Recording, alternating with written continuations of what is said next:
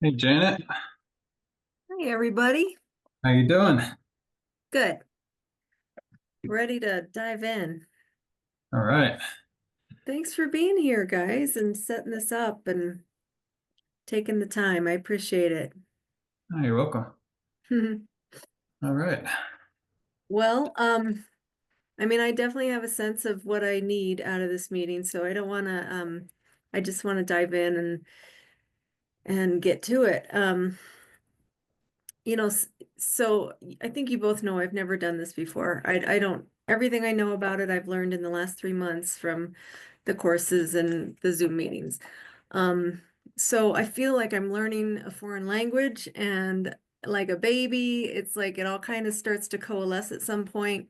It hasn't really done that yet, but I feel like I'm already jumping ahead to 3 years old and just wanting to ask why are we doing this? Like all the I just want to know the whys of everything, and I know it's all going to come in time. But one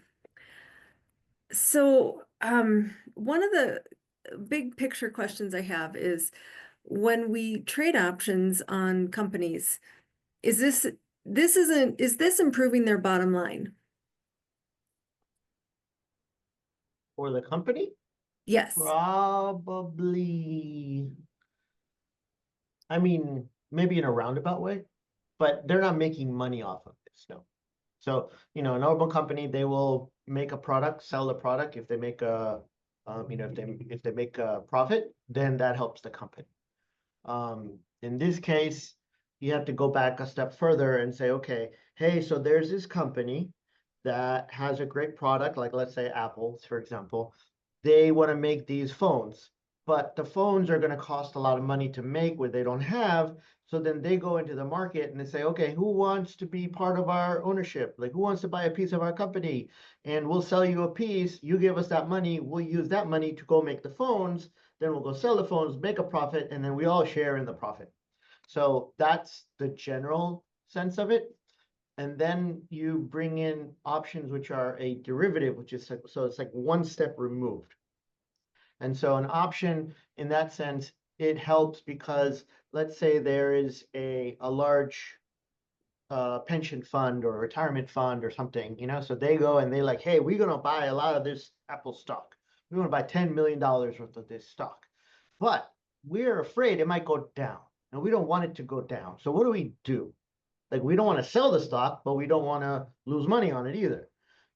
There might be some event coming, or there might be some upheaval, or oh, they're coming up with new products, or there's some issue. So they're like, yeah, we're afraid it might go down. So in that sense, that's when options were created as a source of insurance.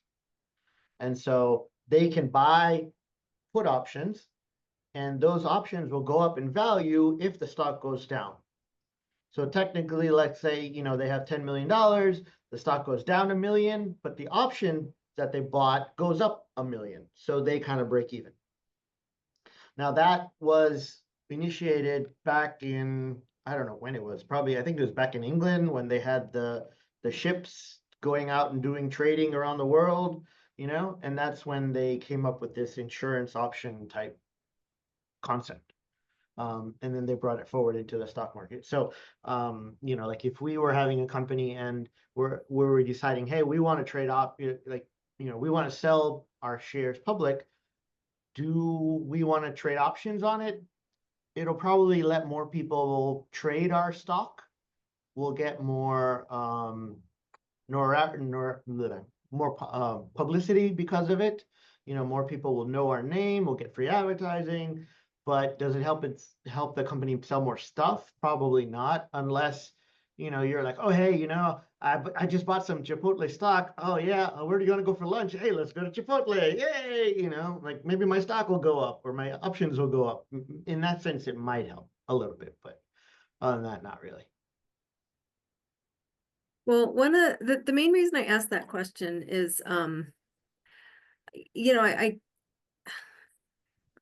there is a bit of a moral quandary for me with all of this, in terms of not wanting to give, all the guys who are congregating in Washington, all of my, I don't want to support them in any way. And I don't mean to get into politics at all. I'm just, they don't need my money. And there are many, many companies that do need my money. And so I have a conscience about it. And as I'm going through the homework, I'm not finding any companies, smaller companies that are really going to do much for me, for my bottom line.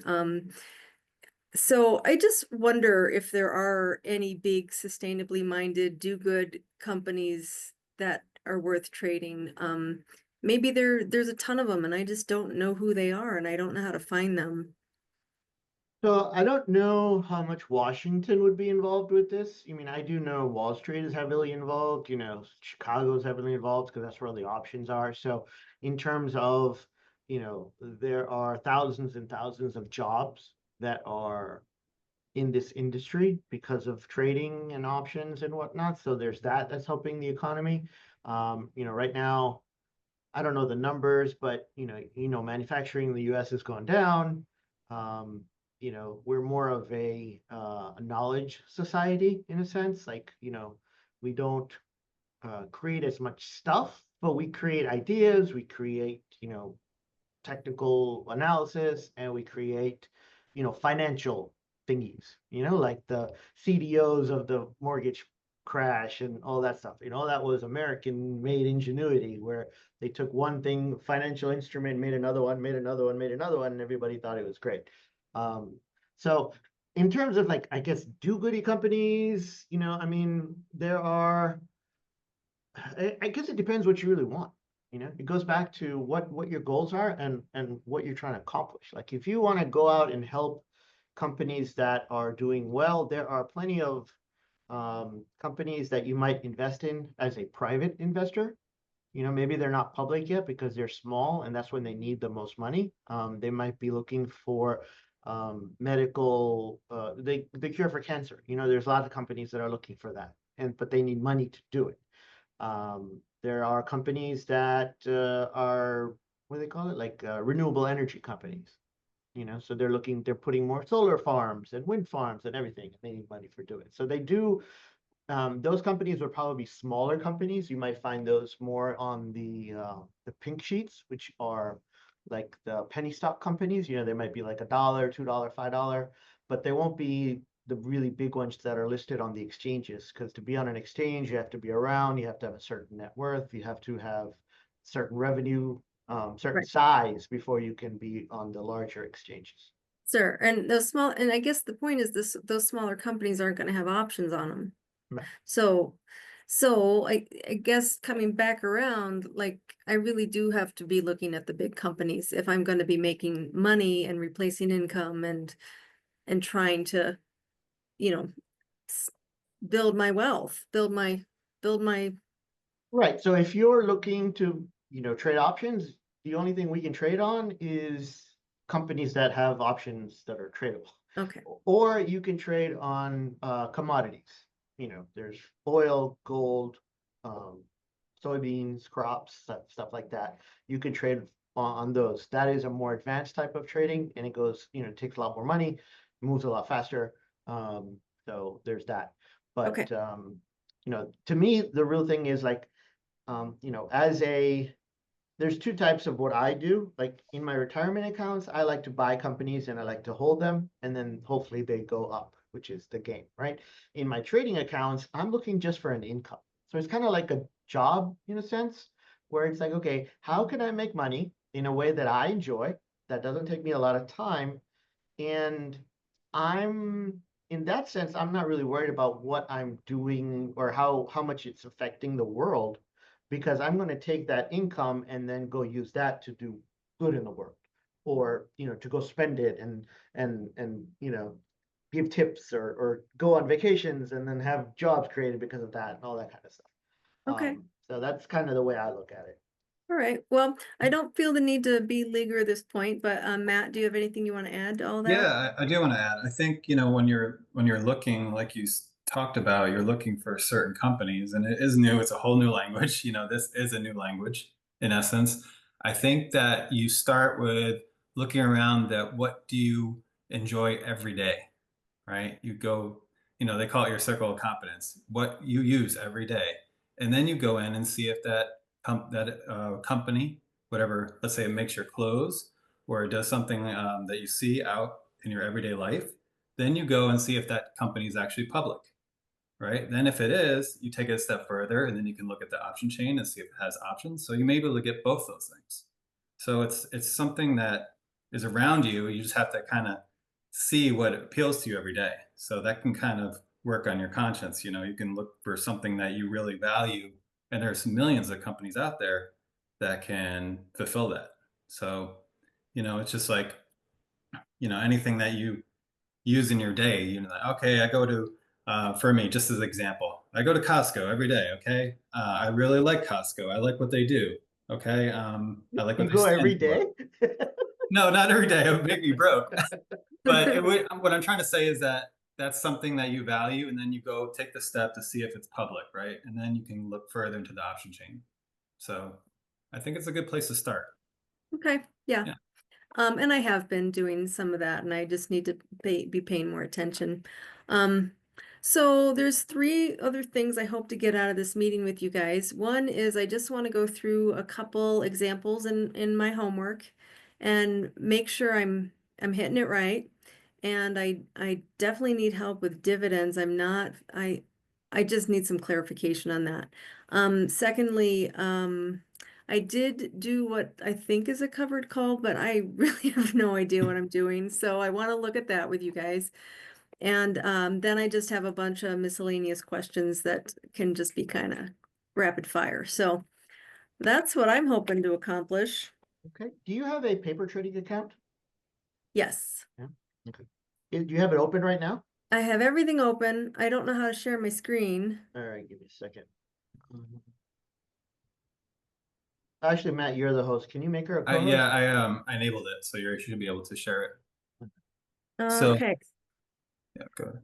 I don't know how to do it. So if you go to the bottom of the screen with your cursor, there should be a share button.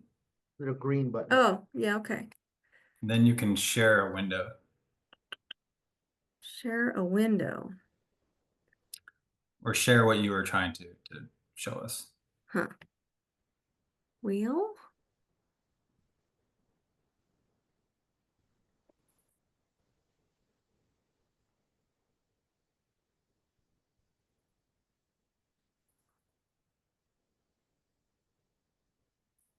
Yep, that works. Yep. So now you're in Zoom. So then you go to your Yeah. So we can see your watch list. Yes. Okay, so the different colors are just so I can keep track of my lines. The pink over here is just to say that I've finished that row and I don't have to look at it again. So one thing that I'm running into, well, here, I'll just go to this next one, WIF. I've got Thinkorswim open. I've got my E-Trade open, and I've got bar chart open. So those are the three that I'm using to get my information. I go to bar chart and I do the sector. So ETFs, large cap, I don't know what that means, but that's what it is. Which one is this one? IWF? IWF. Okay, so that is oh, that's the Russell 1000. Okay, so that the Russell is smaller companies. They call them small cap companies, so they're smaller. And so this is a list of 1,000 small companies. Okay.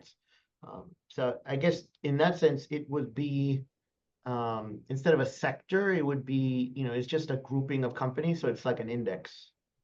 So you could call it an index because it's not just one company and there's not just one sector.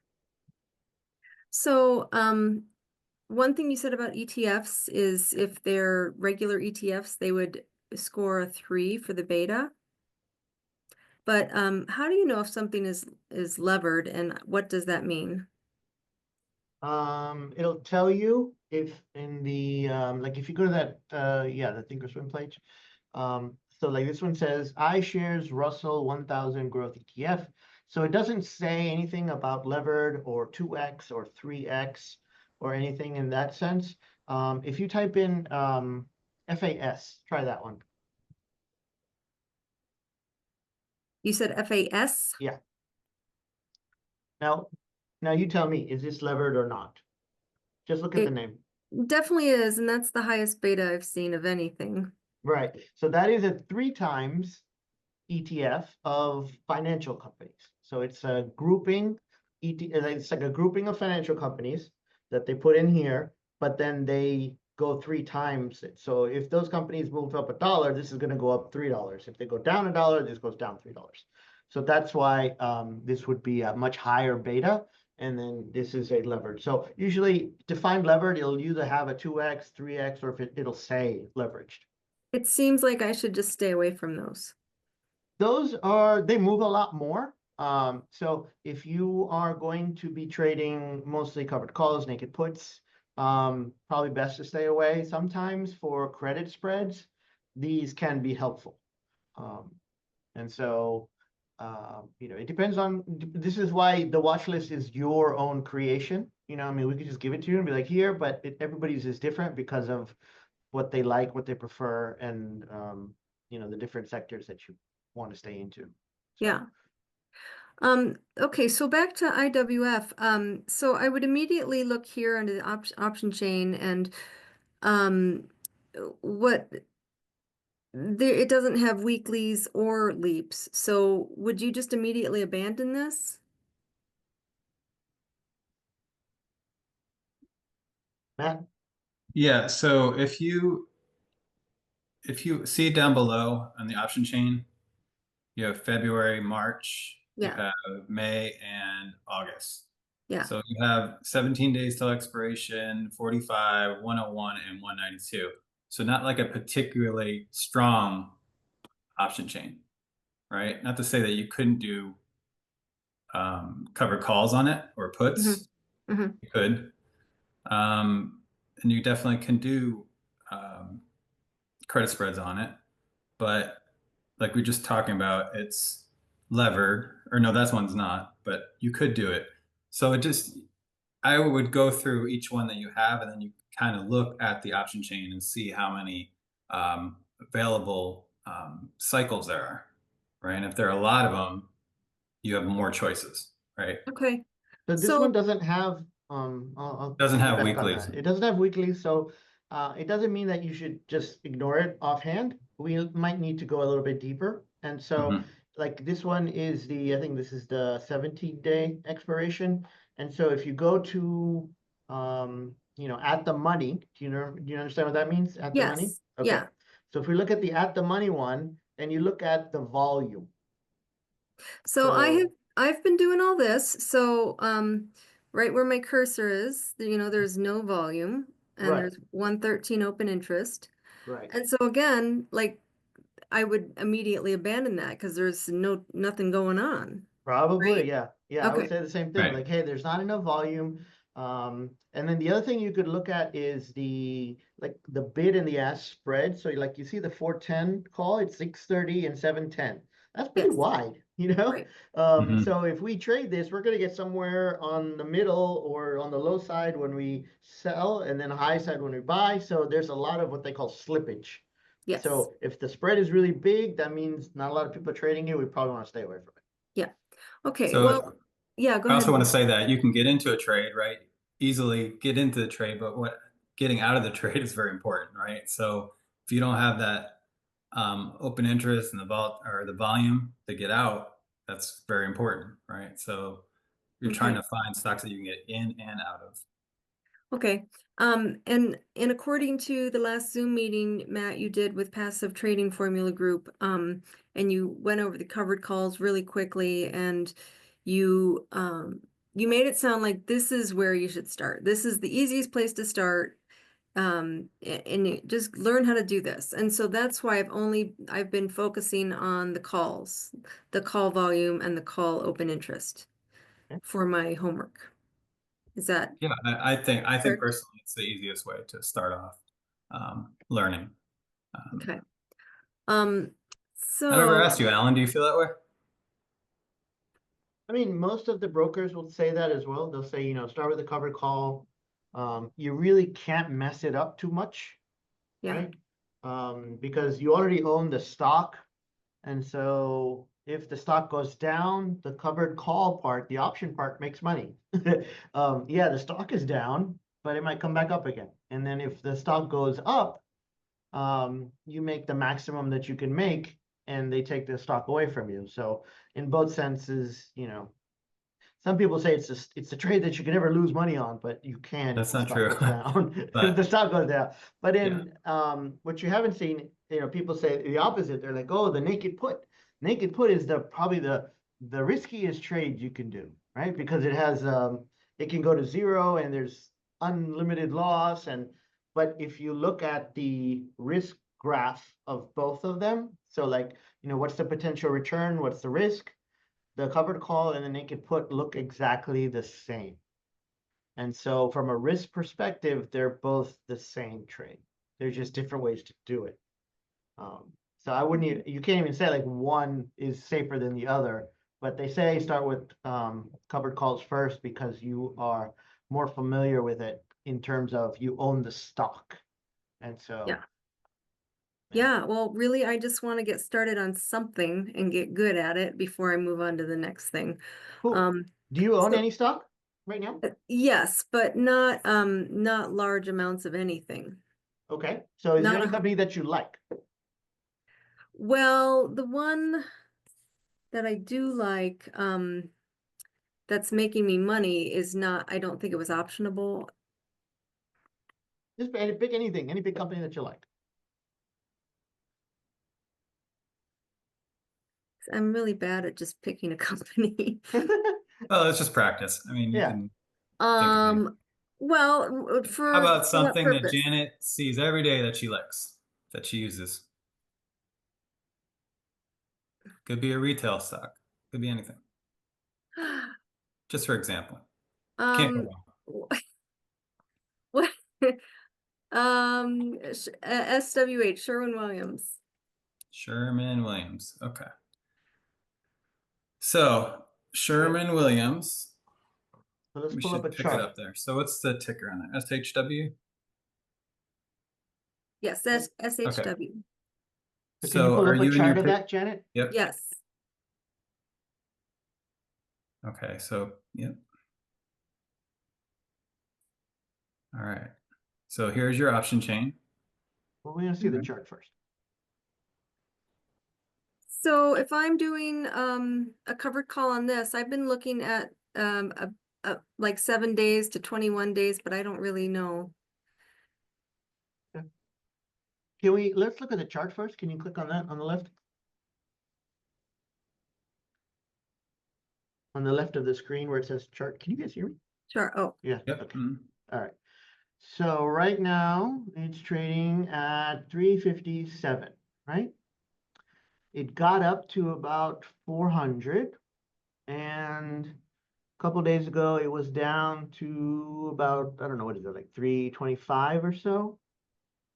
So now question for you, Janet. In the next 30 days, where do you think this stock is going to go?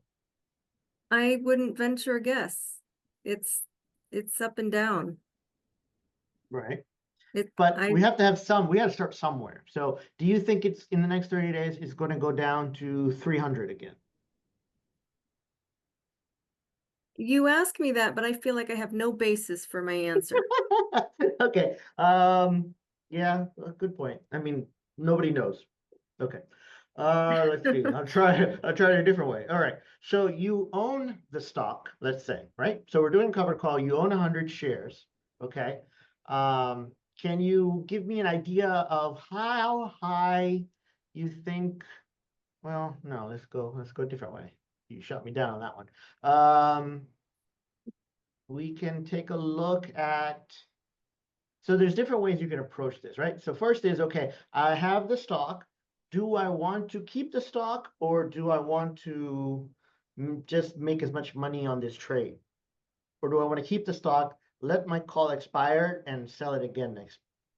What, are you more of a holder of the stock and you want just a little bit of income, or do you want to do it as a trading vehicle? I want guaranteed income and, Nothing's guaranteed. Okay. But yeah, so we'll get something. All right, so let's say we have 100 shares, and right now it's trading at let's say 360. Okay, so we go back to the option chain.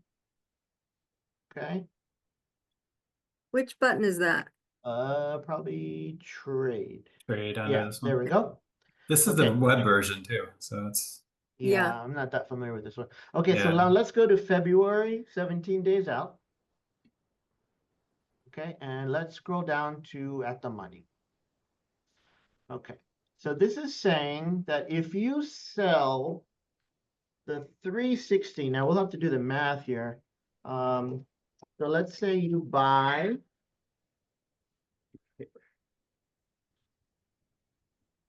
let's say you buy 100 shares of this at 357. Okay, 357 times 100, we're looking at $35,700. That's our cost for the shares. Okay, now if you sell the 360 calls, right, you can get, let's say we get somewhere in the middle of that between 510 and 620. So let's say it's 575. So by selling that call, they're going to give you $575 Yes. off the bat. Here you go. Here's your guaranteed income. Okay. So that. So now what is our return? So we look at it, 575 divided by 35,700. We can make about 1.6% in 17 days if this stock, or if this option expires. So if the stock stays below 360, we will make 1.6%. Does that make sense? If the stock stays below 360, it will be 1.6%. Yeah. Plus the 575 I already made. No, that is the 575. Oh, okay. Yep. And you So don't lose Oh. it. It's called premium. You don't lose it. Yeah, got Yep. that. Got Okay. that. Okay. So the 575 is the amount you were paid. That's the most you can make. Well, no, not that. On the option, that's the most you can make on the option. And in this situation, two things can happen. Number one, the stock is below 360. The option expires. So, hey, that's great. I keep my 575 in my pocket and I still have my 100 shares. So I can go into the next month and I can sell another call and get more money. Mhm. The other thing is the stock goes up in price and it goes past 360. In that case, at expiration, what's going to happen is that your broker is going to say, okay, you sold a call. I'm going to take your stock from you, but I'm going to pay you $360 per share. Now, we bought this at $357 per share. So we made $3 per share. There's 100 shares. So we made $300 on the stock plus the 575 from the option. So we made 875, which is the most we can make on this trade. So 875 divided by 35,700 is a 2.4% return. So that's the most we can make. Now, Okay. that is if this is like a retirement account, an IRA, a SEP, or any of those, and you don't use margin. So if you were using a regular trading account and you used margin, your broker would not require you to have the entire amount, 35,700. They would require you to have half of it. And so if you do use half of it, then your return goes from 2.4 to 4.8. It doubles. Okay. Well, you lost me there. Okay. Are you with me until we got 2.4%? I was doing the numbers, writing it down here. So the stock goes up past 360. I paid 357. Yep. So I'm making $3 a share, $300 plus the 575 is 875 Mhm. divided by the 35,700 Yep. is 2 point something. 2.4. Okay, so yes, I got that. Okay, great. So So now, now, okay, so you're saying the margin could be half of the 35,000, right? Um, I if you don't use margin, you don't understand. have to use the margin, but if you do, that's one way to increase the return. Okay, I don't understand margin. Okay, margin is basically, there's a couple different ways to look at it. A couple different types of margin actually, but in this situation, we would be borrowing money from the broker. So for 100 shares, it would cost us $35,700. The broker goes to you, hey, Janet, I'm going to let you borrow half of that money. So 35,700 divided by 2, you only need 17,850. I'll let you borrow the other 17,850 Why am I borrowing it though? if you What want am to. what am I doing with it? You're going to make more money with it. You're going to make a higher percent. Right. So if you only had 17,850, right? Your broker says, hey, I'll let you borrow another 17,850. So now you can say, oh, wait, I have 35,000. So I can either do 100 shares or I could borrow it and I could do 200 shares. So the Okay. same amount of money, you're going to make twice the money back. I feel like right now I don't even want to get into that. That's fine. You don't have to. You don't have to. Yeah. Yeah. No. Okay. So we're just looking at that.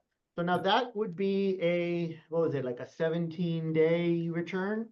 So, and that's at the 360 price, right? The 360 strike. Yeah. So now if we say, hey, you know what, that's really close. I want to keep my stock. I don't want to lose my stock. You know, it's just really close. So what if we sell the 380 strike, Mm-hmm. right? So in that sense, we're going to make 60 cents, which is $60. So if we make $60 instead of 575, obviously our return will go down. 60 divided by 35,700. Now we're looking at 0.01%. Well, I'm understanding none of us would take that trade. Well, I mean, it's 60 Well, you bucks, might. You might. right? And so now I want you to look at it again. We're going to look at something else. So it's the 360 or the 380 trade. If you go a little bit over to the left, you see you have it, you have these columns where it says probability ITM, the one on the top, if you see Yeah. it on the top. Yeah. So Yeah. that tells you that at expiration, there is a 8% chance that the stock will be above $380. 8%. So 92% chance that that $60 that we collected, we're going to keep it. We're not going to have to sell our stock. Mm-hmm. And so when you look at the chart, it's saying that, hey, look, right now we're at 360, 380 is 20 bucks above. There's only a 8% chance that it goes that high.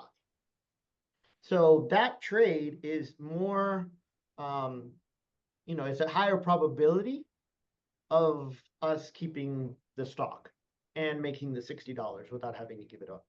So now, so you can look at the other one, the 370 is giving you a 23% probability in the money.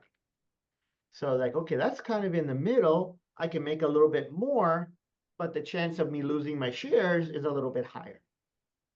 So that's the give and take that we have to come up with and think about.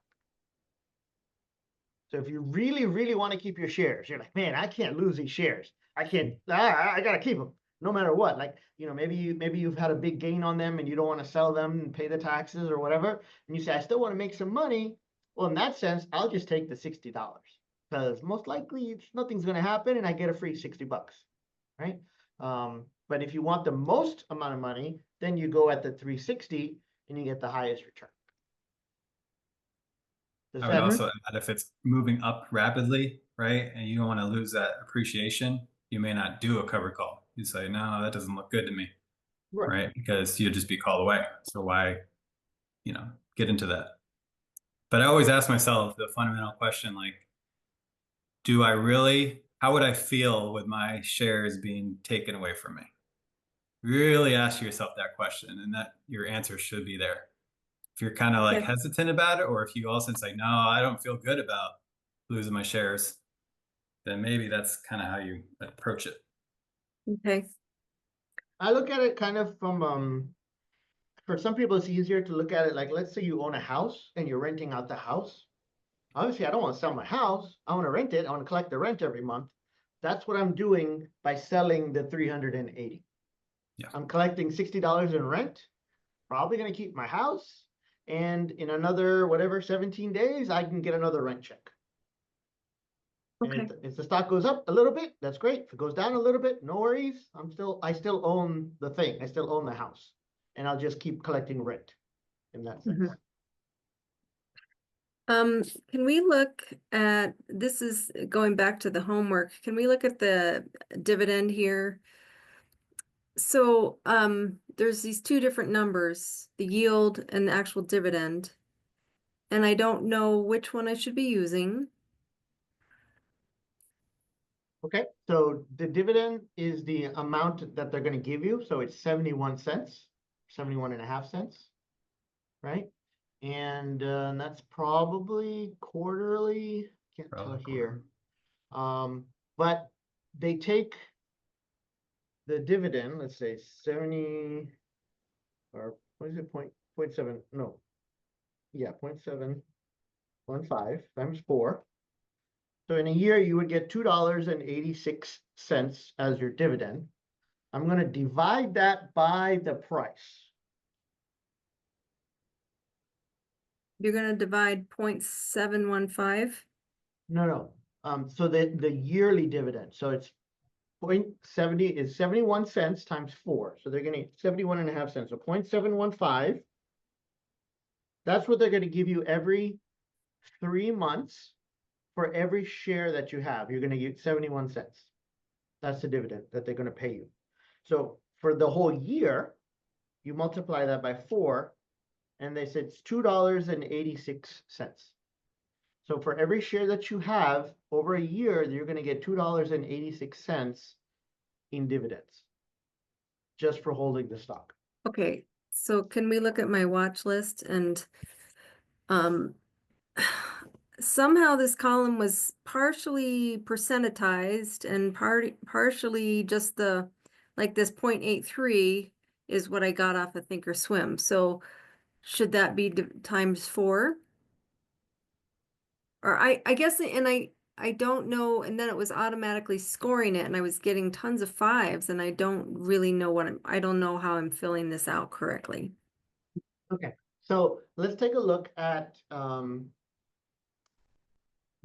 numbers themselves. So now let's say I have 2 stocks. One is Sherman-Williams, one is Apple. Okay, now the Sherman-Williams, they tell us that they're going to give us 71 cents every 3 months.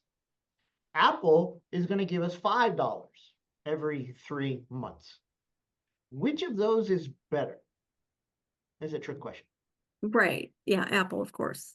No, you No. don't know yet. Okay. You don't know yet because you don't know the price of the Apple stock, right? If the Apple stock is $5 million and they're only giving you that little teeny tiny dividend, then this one is better. And so that's why we have to look at it in a percentage amount. Okay. So it's like, so if you say, okay, the percentage of Sherman-Williams, the yield is what they call it. The dividend yield is 0.8%. Okay, that's the number that's on there, 0.8%. The Apple yield for dividend yield is 0.3%. This one is higher. So if you're just looking at dividends, this company is giving you a much higher dividend than Apple.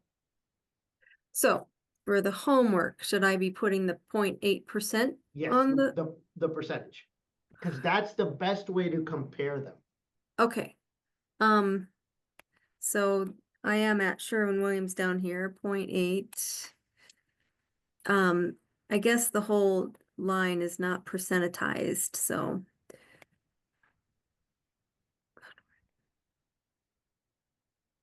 Well, I don't know how to do it. I don't know how to make that whole line percentages.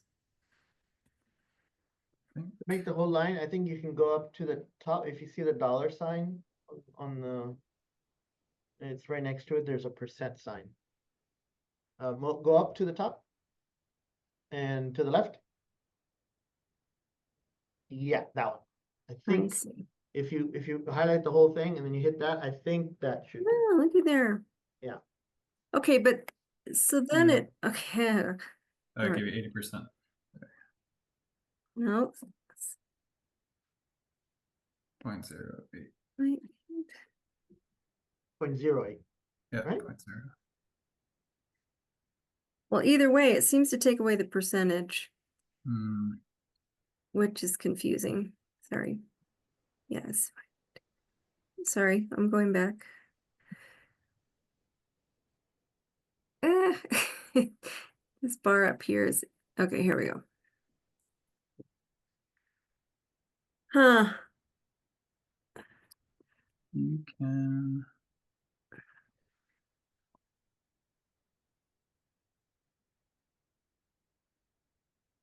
format the column.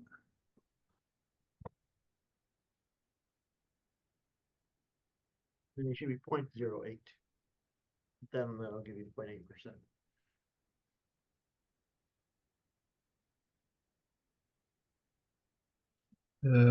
It's not picking up the percentage though.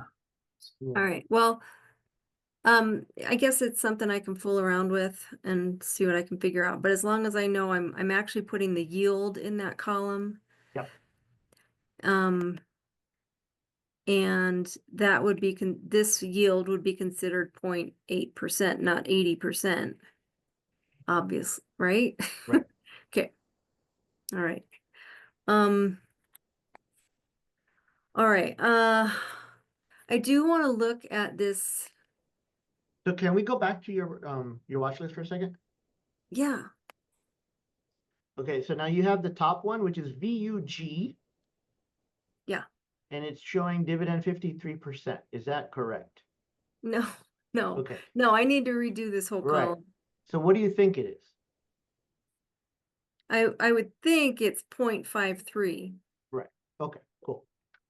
Yeah, because any like a dividend that's like close to 100% or close to 5% or 10% it's wrong, right? Yeah. Because most of these dividends are going to be like maybe 2 or 3% and less. That'd be nice. Yeah, I mean there's some that give you like 10, maybe 12 if you get lucky. Okay, so as I mentioned, I did place what I thought was a covered call, but I don't even know where to find. Oh, it's under paper money. Okay. And I need to know what I'm looking at here. I don't even know what I'm looking at. Or try see the view transaction history. It's a little bit different on that. Yeah, if you click that. I'm not sure where. Oh, so all right, so move up, go up to activity. All right, go all the way to the right. Yeah, okay. So let's see here.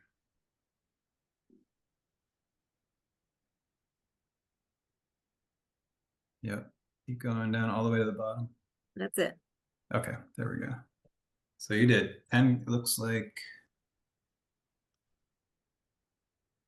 So you bought the 100 shares, Mm-hmm. which is good. Okay, so then you did at 46.96. So you own the company at 4,696, Mm-hmm. right? But then you did 10, looks like 10 contracts. So you look into, so you did it as a 7 February 25th expiration date. All right, so that is coming up on Friday. You did so you want to do one, you want to buy one contract. He wants to sell one contract. You want to sell one contract, right? But you see you bought 10. I bought 10 contracts. Yeah. Okay. All right.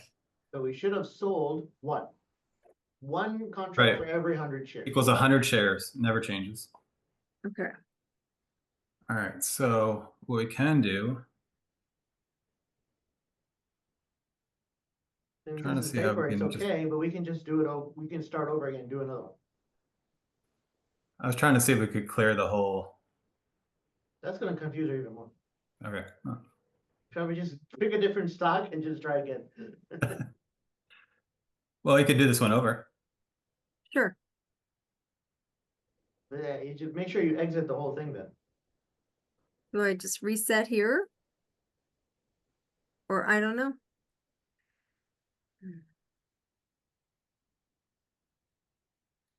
Let's see.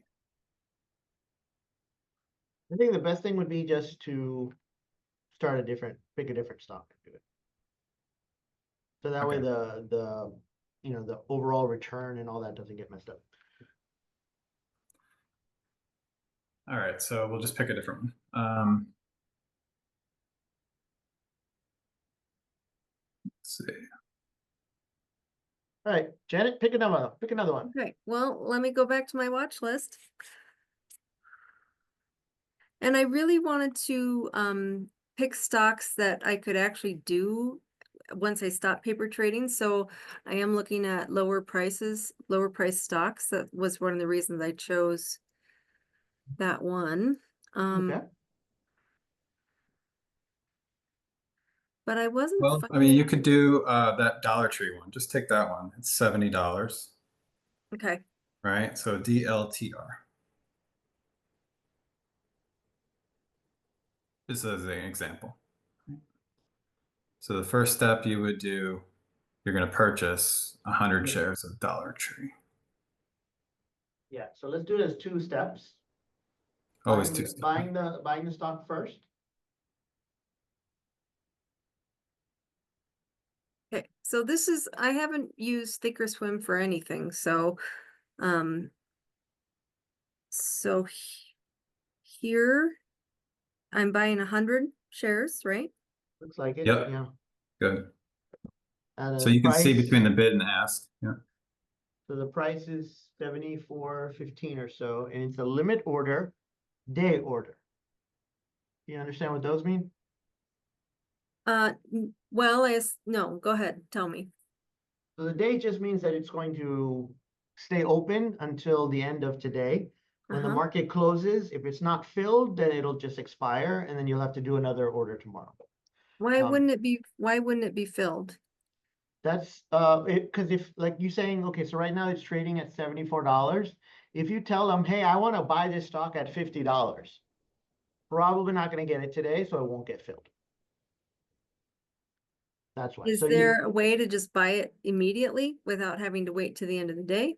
yes. So where it says limit, you would change that one, and then you can pick market. So that's like immediately. Like I just want it right now. Yeah. Okay. So this kind of gives you the background. It's going to cost you $74.13. There's no commission cost here, and that's it. Okay.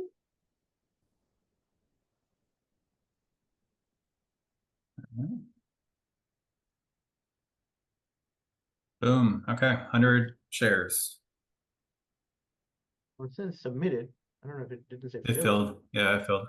It did? Okay. Yeah. Yeah, I'm not familiar with the online one. Yeah, I'm not either. I don't use this I'll one. have to download the desktop. Okay. It's actually, in my opinion, it's a lot easier. A Really? lot better. Yeah, for Okay. sure. All right. So now this is showing DLTR trades 100 plus. Plus obviously means you have it, you own it, it's positive, you bought those. Okay. 74.08 is the price. And right now it doesn't say P&L for some reason.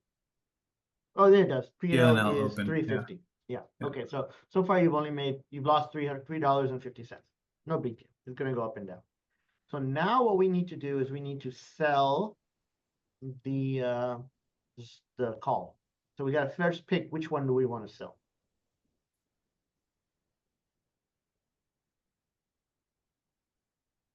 I don't know. I was looking at the It doesn't really matter. doesn't So you matter. could, yeah, you could, oh yeah, okay.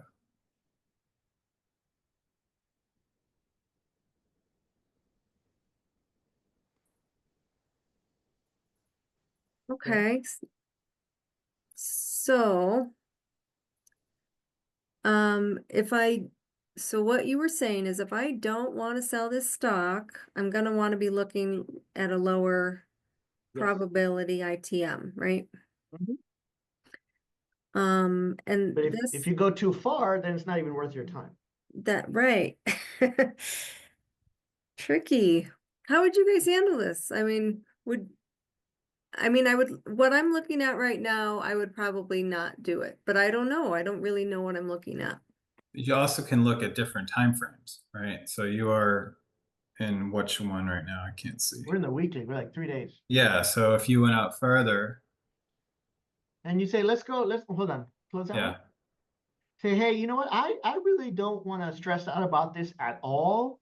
Mhm. So I'm going to go down to July 18, 164 days from now. That's like 6 months from now. Okay. And maybe I'll sell the 110. Right? I'll get like $1.75 for it. So you could also do that. Like that's, right now we're trading at $74. 6 months from now, is it going to get up to 110? Not likely, according to what this tells us. But I still get, $175 for just sitting So around and doing nothing. the question I have though is I look at the volume and the open interest and there's nothing going on. So why would I do that one? So I did, because it's so far away, that's why there's nothing going on. So you can still It'll do start it. to It'll increase as it gets closer. As you get closer. Yeah. okay. But so, I mean, like you have the option, right? You could sell it a year from now. You can sell it 2 years from now. You could be like, okay, I'm just going to sell it and just forget about it. I'll just leave it there. And I don't care. If it goes up and they take my stock, hey, that's great. I sold it at a very high price. I'm happy. If it expires and the stock doesn't go at a high, it's okay. I still have the stock. I'm not even thinking about it. So that's why this is a trade that I say, you can look at it like once a month. So I like in my retirement accounts, I'll sell them every 30 days or so, 30, 45 days, which is the regular monthly option. And then when the day of expiration, I'll go in and I'll check it. Like, oh, hey, is it going to expire or not? If it is going to expire, then I won't do anything. I'll come back on Monday, let it expire, come back on Monday, and then sell another one. Or, and this is going to be a little bit higher concept, but if the stock has gone up, right? And my call option is like, they might take my stock from me, but I don't want to take my stock. I don't want them to take my stock. Then I can buy back the call option that I sold and sell another one further away. It's important to know, Janet, that you can buy it back. Like a lot of new people are like, oh, I'm in this contract, I can't buy it back. It's not the You end of the can do world. that. Yeah, you can do that. So like if we go back to, let's go to the monthly one, whatever the next monthly cycle is. So that one is 17. That's going to be a little bit too close. So March 21st is 45 days. So that's probably where I would go. And right now this string is trading at 74. Let's look at the chart for a second. So this is the way I look at it. Like I want to say, hey, where is this thing not going to go? Right? So in a month from now, is this going to go to 100? Probably not. Is it going to Not go to likely. 90? Probably not. Is it going to go to 75? Yeah, that's $1 away. Is it going to go to 80? Yeah, it could. That's possible. Is it going to go to 90? Maybe, maybe not. I think that's where the line is, So then I would go back to the ones and I'd say, okay, how much money can I get for a 90 if I sold a 90? So now let's go back to the chain. March 40, yeah, that one, March 21. And if we sell the 90, we get about $1, let's say $1.85 or $1.82 or something. So we get $180 for that one. And Okay. so, yeah, so 70, let's say 74 times 100, we paid $7,400, right? That was our cost for the stock, $7,400, $74 times 100. And we're getting a dollar, let's say $1.80, so that's $180 divided by 7,400. That's a return of 2.4% in 45 days. So if Okay, so how do I actually buy this? How do I actually purchase it and keep an eye on it? And okay, so go where it says bid, where it says 182. I think try right clicking on that. See if that works. Yeah, okay. So now it says sell, right? On the left-hand side where the cell is in red, on the left, all the way on the very left. That's right. We want to sell, but we don't want to do 10 of them. We only want to do one because we only have 100 shares. And then the date, the expiration date, that's the right one. Okay. All right. And then we look at the price over there in the middle. It's saying you can get maybe $1.86, or it's giving us $1.83. So if you want to try for a little more, you can. Let's say go for $1.86. And then again, you can do a limit, you can do a day, or if you want to do right now, you can do market. But if you do market, they'll probably just give it to you at 183. Like they'll just say, hey, she wants it, you know, she's going to get the worst price. Okay, fine. okay, all right. Right? But if you want to get a little bit more, then you're going to have to wait a little bit. So it's your choice. Let's just do market and just be done with it and be just for kicks.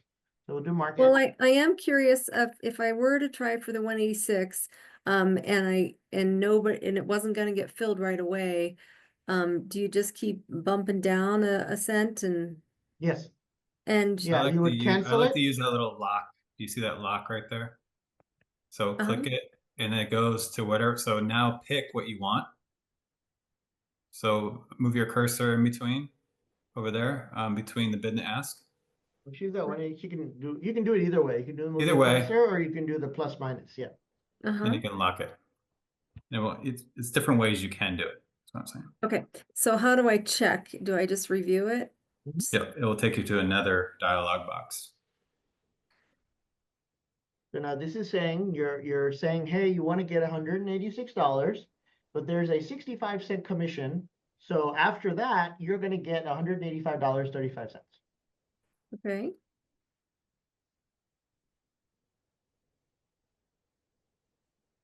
And it says Bill, congratulations. you were filled at 186.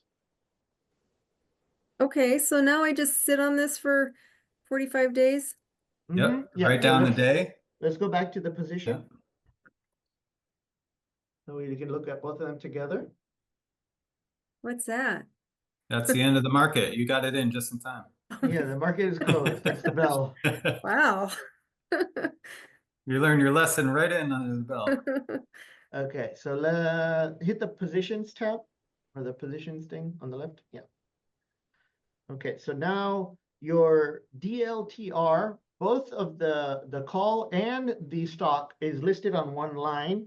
So if you hit the little arrow next to it, it'll show you both separately. So it says, hey, plus 100, so that's the stock, minus 190 call, that's the option. So you can see which one is making money, which one is losing money, and then you can see the total for both of them together. Okay. So now tell me, 45 days from now, the price of this stock is now at $92.52. What's going on? What's going to happen? Yikes. 45 days from now, it's expiration. It's a minute before the bell. The price of this stock is at $92.51. What's going to happen? I am going to, my shares are gonna get called away Yes. and I have to decide if I'm okay with that. And Let's if I just say am, you are. Yes. and if I'm okay with that, then I don't do anything, right? It just Mhm. happens and I make the money. And they will sell your shares and give it to you, and they'll pay you $90 per share. Yeah. I'm right back in your account. What happens to the money that we made from the option, the $186? That was already spent. I already spent it. Okay, all right, good. Yeah, that's it. That's what you got. Now, okay, let's say it's expiration day and the stock is at $80. Yes. What happens now? Then it just expires and I can go back in on Monday and buy another call. Right, Sell. good. Sell. Sell. Sell, Yeah, sell. sell. Yeah. Okay. Cool. Okay, now, let's say it's 21 days from now, still before expiration. The stock's at $100. What do you do? I buy my position back. You can if you want to, but you don't I have to. I don't know. I don't know what I do. You don't have to. If you're happy at 90 and letting it go, you don't have to do anything. The broker might take it from you and sell it, give you $90 for it. But you don't have to do anything. I guess I feel like why would I leave that extra $10 on the table?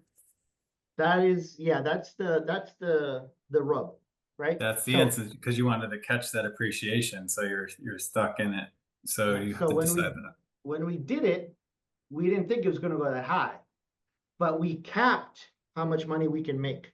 So now if it goes to $1 million, we don't get the $1 million, right? We only get up to 90.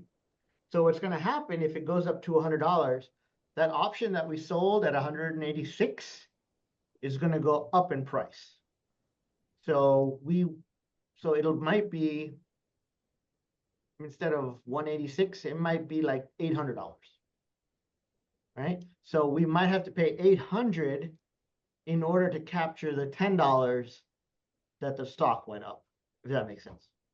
No, you lost me there. Okay, so the stock from 90 to 100 is $10. Yeah. Right? So that's what we want to get. But the market's not stupid. They're not going to be like, well, hey, let's just give you 10 free dollars. So they're going to say, hey, that option that you sold at $200, right? We gave you $200 for that option. If you want to get it back, well, now it's $800. It's $8. You need to pay us $8 for that.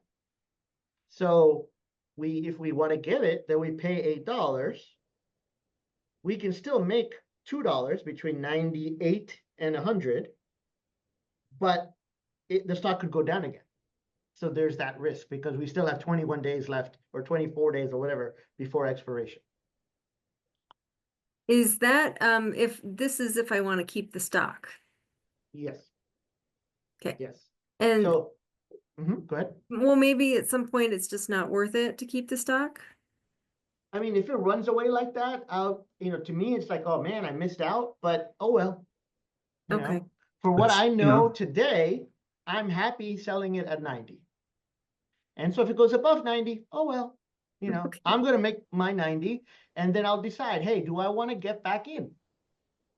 Or you go to, what is it, module number 2, 3, I don't know, module 4, where we sell naked puts, and we will show you how to get the stock back at 90, even when it's at 100. And you make money while you're waiting for it to get back to 90, come back down. So you get paid for if that happens. So you get paid for waiting for it to come down. That'll blow your mind. That one is like, Yeah, whoa. I mean, it really is. It does blow your mind. Yeah. But I think the most important thing is that you got to get through the cycle. Do a cover call, watch it all. Sorry about that. My dog. Watch it all the way to expiration. Put it on, watch it all the way to expiration. See how it moves through a whole cycle. And actually, I would probably do 10 of them. Do 10 covered calls? Yeah, Like all 10? different Yeah. stocks, different prices, different timings. Miller. Just play with it, and just go crazy. Just like, Yeah. okay, let me practice. You got 190. Oh no, you got like $300,000 sitting there. Go ahead and use it. I honestly wish they would just let me start with $10,000. You probably Um, can. I think you can email them and be like, hey, can I just have 10? And they'll change it if you want. but then I can't practice, so. Exactly. I mean, the paper trading is a amazing thing. I mean, what a great time in life that you're able to practice it. I say it over and over again. You know, make the mistakes, practice, learn the different strategies. And then when you're comfortable, then you move into real money. Yeah. So it's The goal is to just put it on, practice it, and make sure you understand what you're doing and why it's doing the things it's doing. You know? Right, well, it's all gonna take a little longer, but I don't want to keep you that's guys natural, right? That's longer. natural. It's a whole new language. I know. You know. I do have the rapid fire questions. When you talk about liquidity, how quickly do you assume you can get money out? Like what's good liquidity and what's bad liquidity? For a stock or for an option, Yeah. I want to, okay, so I want to have, if I'm trading one contract, I want there to be at least 4 or 5 volume. So if I'm trading 100 contracts, I want there to be 50 volume. If I'm trading 1,000, I want there to be 5,000 volume. So I only want to be like 20% of the volume, no more than that. Okay. I mean, you'll still get out, if you have less, but the pricing will be different. So you won't get the best price, but you can probably still get out of a trade. If you're trading something like an Apple, IBM, Walmart, it's very liquid. Almost all of the options are very liquid. You're going to get out, you Okay. know? On the homework, the availability of weeklies or leaps, but as we already looked at, a lot of them are just monthlies. So that would just be counted as one as opposed to both for the scoring. Yeah. I mean, it's better to have weeklies as well. And now you'll see that more and more are having weeklies. When we originally created this, it was very rare to have weeklies.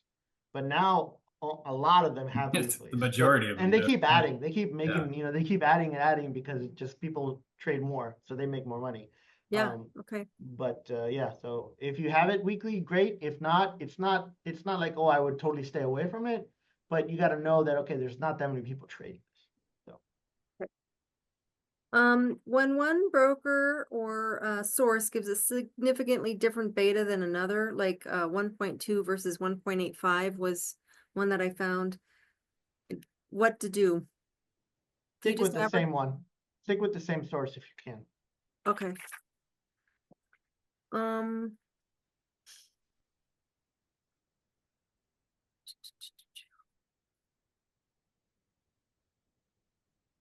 okay.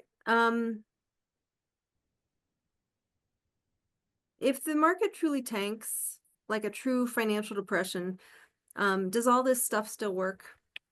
Yep. Yeah. I mean, the numbers will be all crazy, and we probably are going to step away. We're probably going to be like, hey guys, you might remember the financial crash, 2007, 8, 9, whatever. The stock market was up 3%, down 4%, up 5%, down 6%, up 3%, down 2%. At that time, our advice to everybody was like, hey, just let it pass.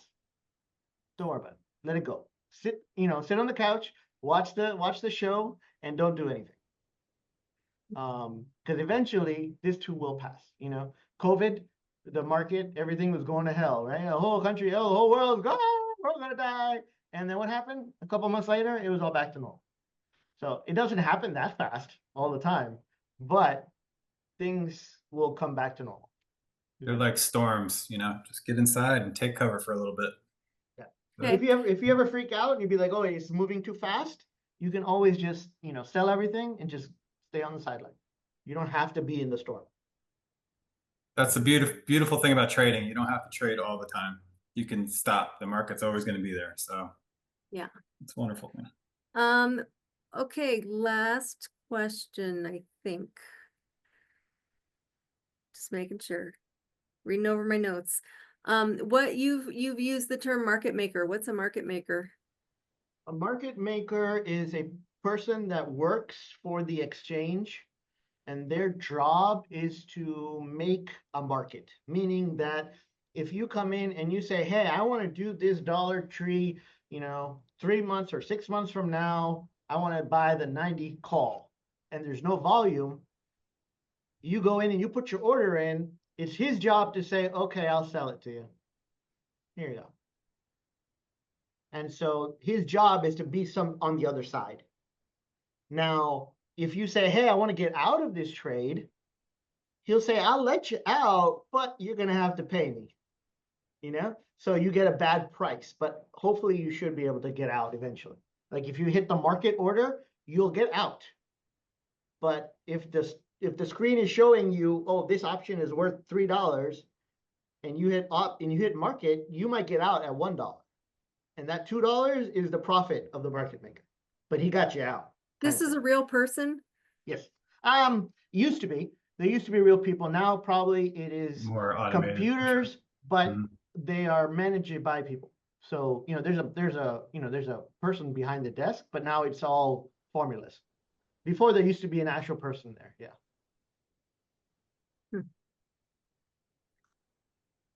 Okay, well, I just keep plugging away and that's all I can do. So Janet, tell me, you have now learned a skill, even though it doesn't seem like you know it, right? You're not like, you're still scared or whatever, jittery, but you now have a skill where you can go into this program, press a couple buttons, and now there's $185 sitting in your bank that you're going to go and spend. And you can do this every day for the rest of your life. That's pretty cool. It feels very unreal. I can't quite until I actually have money in hand. Yeah. It will, but when you do it for the first time, after you learn it and you do it for real, you're gonna go out and you're gonna be like, did that really happen? I mean, you're gonna feel that way. It's amazing. It really is. It really is truly amazing. Well, I'm excited to have found you guys. I knew I needed education in the stock market because I've barely done any investing over the last 2 years, and this is like a whole nother level that I didn't know I needed. So, I Yeah, I mean, mean that's kind of why we do it. That's like we're like, hey, Mhm. there's this whole world out here that people don't know about, and it's not that difficult to understand.